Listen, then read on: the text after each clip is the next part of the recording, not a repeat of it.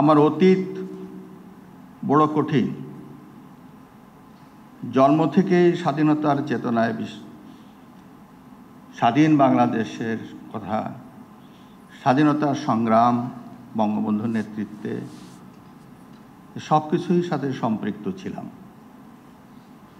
আর তার পরবর্তীতে মহান মুক্তিযুদ্ধে সক্রিয়ভাবে অংশগ্রহণ করি। ভারতে অনেকেই গিয়েছিলেন, কিন্তু অস্ত্র হাতে নেননি অনেকেই। আমরা সেখানে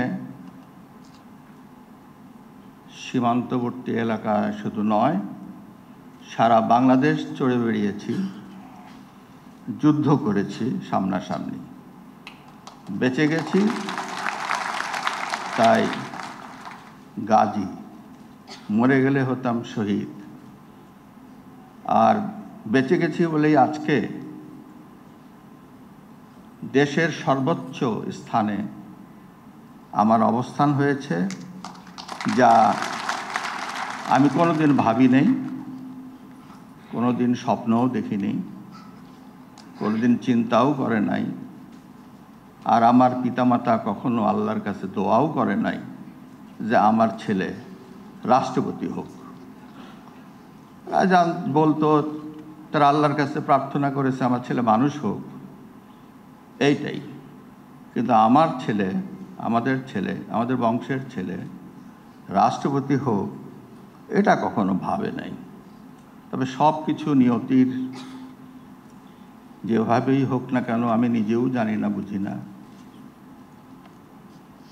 আমাদের শ্রদ্ধেয় প্রধানমন্ত্রী, বঙ্গবন্ধু কন্যা জননেত্রী শেখ হাসিনা তার রাজনৈতিক দল এবং গোষ্ঠীর পক্ষ থেকে আমাকে মনোনীত করে আজকে এখানে আমাকে এই মহামান্য রাষ্ট্রপতি হিসাবে আখ্যায়িত হওয়ার সুযোগ করে দিয়েছেন। আমি কিন্তু ঘাতক দালাল নির্মূল কমিটির সক্রিয় উপদেষ্টা হিসাবে ছিলাম। এখন নিরপেক্ষতার খোলসে আমি কি আমার বুকের মধ্যে লালিত স্বাধীনতার চেতনার থেকে বিচ্যুত হতে পারি? সেটা তো হতে পারি না। সুতরাং যতটুকু নিরপেক্ষ ততটুকুই থাকতে হবে, যতটুকু সংবিধানের সঙ্গে সামঞ্জস্যপূর্ণ হয়।